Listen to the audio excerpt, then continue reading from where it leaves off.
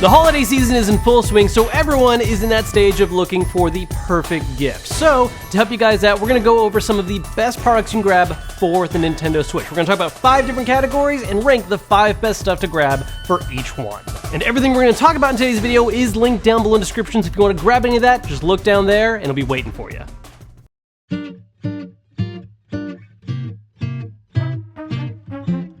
Let's talk controllers, because when you get a brand new Switch, or maybe you're buying one for someone as a gift, it does come with a pair of Joy-Cons that can be used attached to the system or separately wirelessly, and they get the job done. There are some games where I think they are actually a really good choice, but there are a lot of alternative options out there that are a lot more popular, especially for certain games. So let's take a look at 5 of the best ones you can grab. First off, ranking in at number 5 is actually something a little different from the rest of the controllers on this list, and that is a singular replacement for the left Joy-Con that comes from Hori. And the reason why this exists is one very specific thing it looks to fix: the lack of a D-pad on the regular Joy-Cons. So to fix that, Hori released their own special D-pad design Joy-Con. It runs cheaper than regular Joy-Cons do, and it is a wired-only connection. You can't use it wirelessly or anything like that. But for playing on the go and actually having a D-pad on your Switch, this is a very popular solution.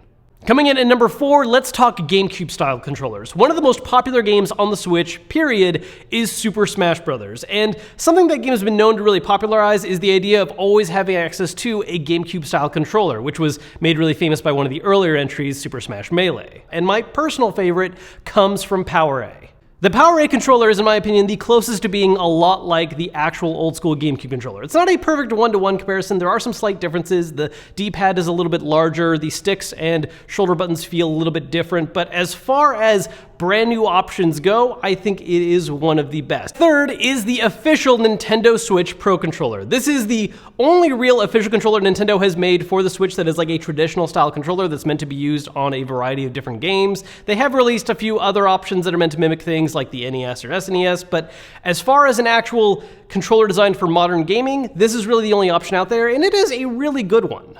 Unlike the Joy-Cons, there aren't a ton of different color designs for the Pro Controller. It really just comes in the same stock black, but they have also released a number of different special edition designs that you can track down and spend a little more money on that look awesome. Second place, we have another option from Hori that is, again, something a little different from everything else on here, and that is the SplitPad Pro. Now, whereas the Switch Pro Controller is a great option if you want to use a traditional controller wirelessly while your Switch is docked, the SplitPad Pro is instead an option that's meant to address the issue of having really small Joy-Cons attached to the Switch main body.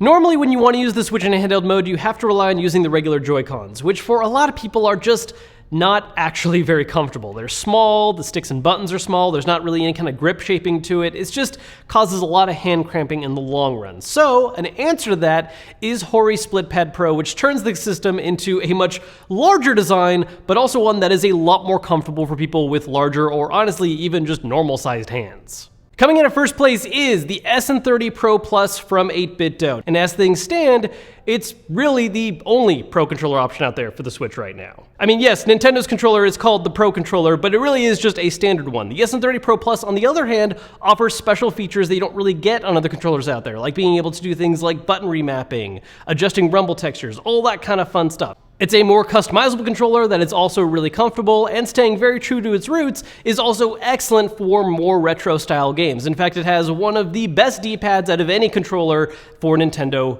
period.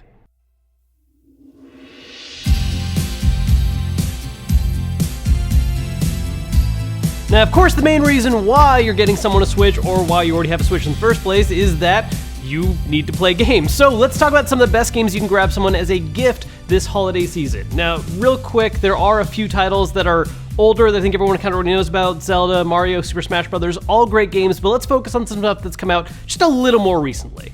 Starting off at number 5 is the newest addition to one of Nintendo's biggest franchises and one of the latest releases this season, Pokémon Sword and Shield. Now, right before Sword and Shield came out, there was some negative buzz attached to it, you might have heard. A lot of people were angry about the concept of not having the complete list of Pokemon, and that is still a problem for it. But that aside, it is actually a really, really solid Pokemon game, and more than anything, I think it makes an excellent introduction for anyone that has not played one previously.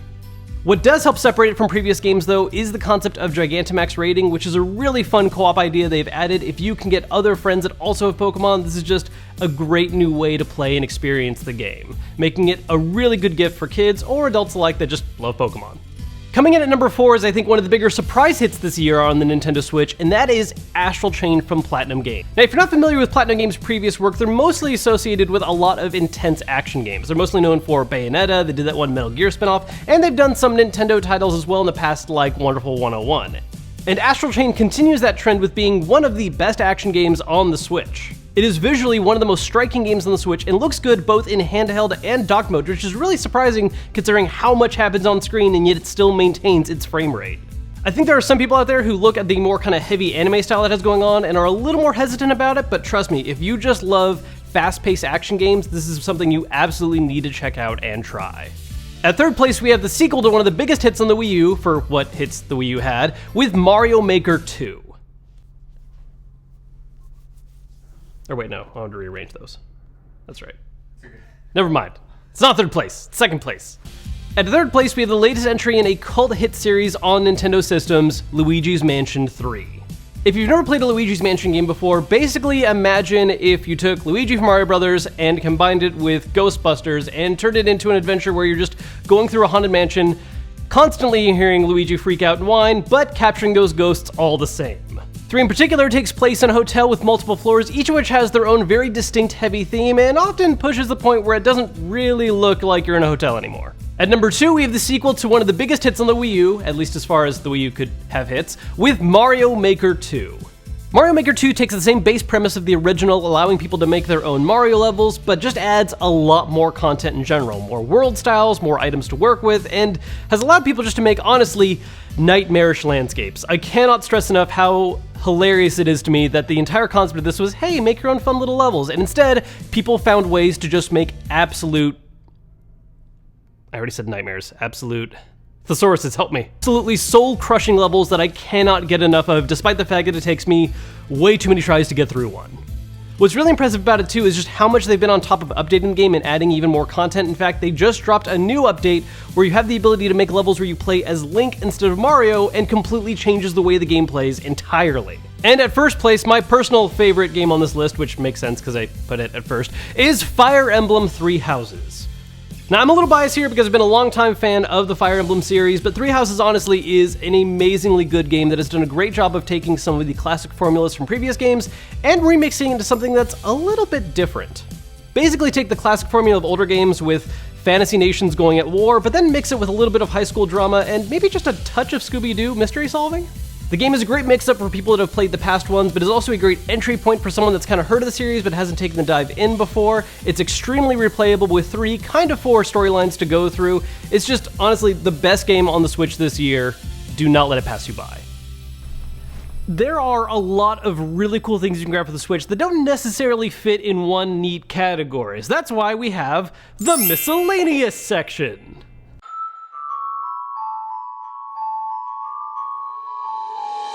Kicking things off at number 5 is actually one of the very first products I really heavily pushed as something you should grab for the Switch, and that's Joy-Con grips. One of the really neat ideas behind the Switch is this concept of, hey, do you want to play multiplayer with a friend? Just take one of your Joy-Cons and hand them to them. Cool idea, but in practice, it's not always the most comfortable way to actually play a game, and this is a really nifty solution to that. There's a lot of these out there on the market, super cheap to grab. It's just a basic little plastic shell that'll go around the Joy-Con, adding shoulder buttons and, more importantly, proper handle grips. So if there's ever a game where you just want to share Joy-Cons amongst everyone, whether you're playing a local game of Mario Party, Mario Kart, any kind of local multiplayer situation, this just makes it a much better experience, especially if you're planning on playing a game for longer than 5 minutes, because using the Joy-Con by itself, you're just asking for hand cramping. Fourth coolest on the list, not because it's not super cool, but just because it's a little more particular than the other items, is a fight stick from Hori. Now, there's not a ton of fighting games on the Switch just yet, but for the small handful that are out there, a fight stick is a really awesome pickup to get the most out of the game. A lot of them are designed around actually these kind of style of arcade controls, not to mention it gives you just this kind of feeling of playing fighting games back in the arcade. At third place is another long-standing product we've always loved talking about on this channel, the Light Up Dock from PDP. This is just a really simple way of adding an extra little bit of flavor to your Nintendo Switch setup, because while the Nintendo Switch dock is necessary to hook up your Switch to a TV, it's not the most compelling looking design, unless you happen to be lucky and got a special edition system. For those of you that don't have a special looking dock, this is a great way to customize it. It just fits around the dock, plugs into one of the USB ports, and comes with a number of different little light up slides with different designs. You can do a cycling color like this, or one stable color. They've done stuff for Zelda, Mario, and a couple different Pokemon designs. Awesome looking. Runner up for best miscellaneous Switch accessory is a solution to one problem a lot of people have with it, is the fact that the Switch does not have built-in Bluetooth audio. If you want to use a wireless pair of headphones with it, you can't. So, an easy solution to that is a Bluetooth adapter like this one from Genki. There are a lot of different adapters in the market, but this was really the first major popular one that came through Kickstarter and is still one of the best working ones out there. You just plug it into the USB-C port of your Switch. You can use it also with an adapter on the Switch dock if you want to go that way, and just gives you a way of using Bluetooth headphones nice and easy. Now, depending on the kind of codec your Bluetooth headset uses, you might notice a little bit of input delay, but if you're using the right kind, it's going to be a very seamless experience that is amazing. It even allows you to sync multiple headsets at the same time if you're playing with multiple people. For number one, we've got another slightly different kind of style controller. One of the most popular games on the Switch is Mario Kart 8. And a solution a lot of people like to use for that is grabbing one of these little plastic wheels so you can use the Joy-Con and turn and this stuff. And that's fine, you can play the game that way, but if you want to really get into the Mario Kart experience, you can get a wheel. Hori has made a line of racing wheels you can grab for the Switch. There are two versions of it, kind of like with the stick we were mentioning earlier, where there is the nicer one, this guy right here, and a smaller, cheaper option that's maybe a little more appropriate if you're grabbing it for kids. But the idea is that it gives you a true racing wheel experience. That's not actually exclusive to Mario Kart. I mean, it'll work for any of the number of kart racing games on the Switch. That's just the most popular example, and of course makes a lot of sense considering, you know, Mario theme.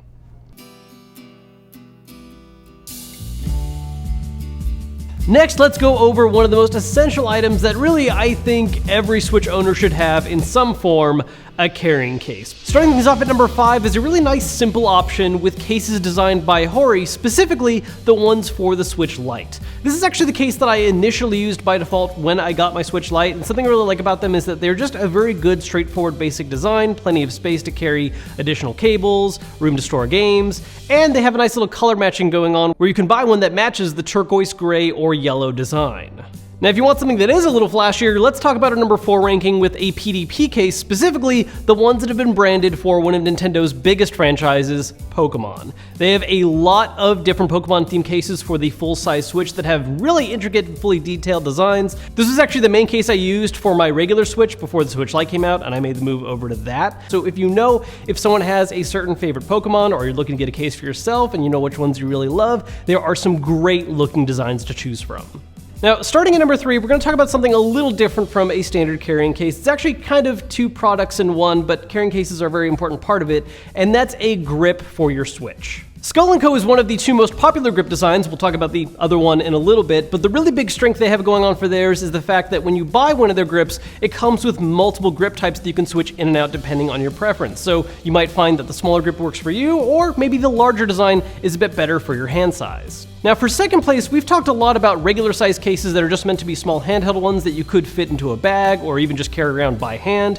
But for something that's a little more different and actually a lot larger, and it's really just the bag itself, I'm a huge fan of PDP's Switch Backpack, especially the Elite design.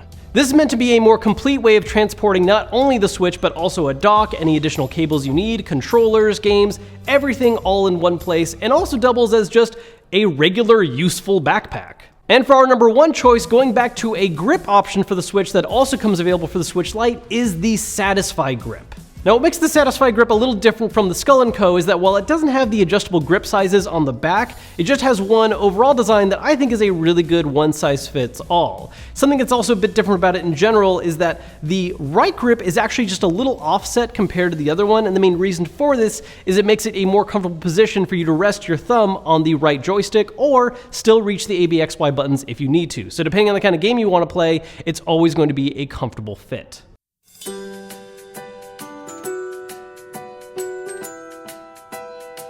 Now, games and flashy accessories are all well and good and make for fun gifts, but something else really worth considering, especially if you're getting someone their first Switch, is some important essential items to add on to that to make sure they get the actual most out of their system that they can. Starting off at number 5, and probably actually the silliest out of these essential items, is a dock sock. That's right, a dock sock. Now, if you don't know what this is or why you would need one for the Switch, this is just a simple little piece of cloth. You can find a lot of these made by individual people at Etsy. There are some official ones you can find on Amazon as well. And the way it works is you just slide it over the front of the dock, so that way, every time you take the Switch and put it into the dock or take it out, it's gonna have a nice soft surface to rub against instead of that hard plastic. And the reason why this is important is because if the person who owns a Switch is constantly docking and undocking it all the time, if they're not being very careful about it with the regular dock design, it's totally possible to accidentally scratch up the screen by just holding it a little bit too close to the front plastic all the time. Especially in the case of kids, this is something that's just a really nice, easy way to safeguard against that. Plus, it adds a little more personalization to your dock design. At fourth place is something that can also solve this same problem, but does it a little differently, and that's the always safe option of getting a screen protector for your Switch. Again, if you're constantly putting the Switch in a dock and taking it out, you run the risk of scratching into there, but on top of that, if you're using the Switch on the go a lot and you don't have a proper carrying case, or you like to put a lot of stuff in the carrying case to a point where maybe it's rubbing against the screen a little bit, you just always run the risk of slightly scratching it, and that is something you don't want to have happen to a handheld, because if you scratch the screen up, well, that's just permanently a part of it. At third place, some of you are going to question my logic and sanity a little bit here, but I swear this is actually really important to grab depending on the games you're playing: a LAN adapter.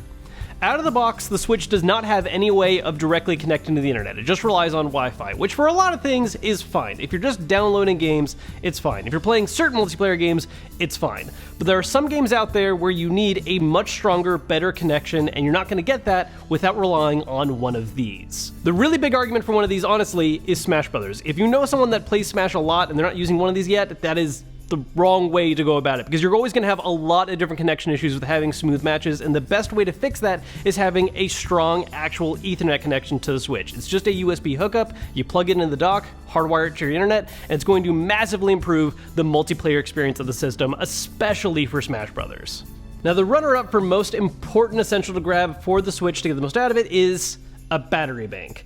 Now, I personally love to use my Switch as a handheld. I really like playing on the go. I don't use it docked very much. And the one thing that's a really heavy limiting factor on that is the battery life. It's worth noting there are two different models of this. This is the larger battery, which gives a lot of life to the Switch. If you want to save a little more money, they do have a smaller one that works really well as well.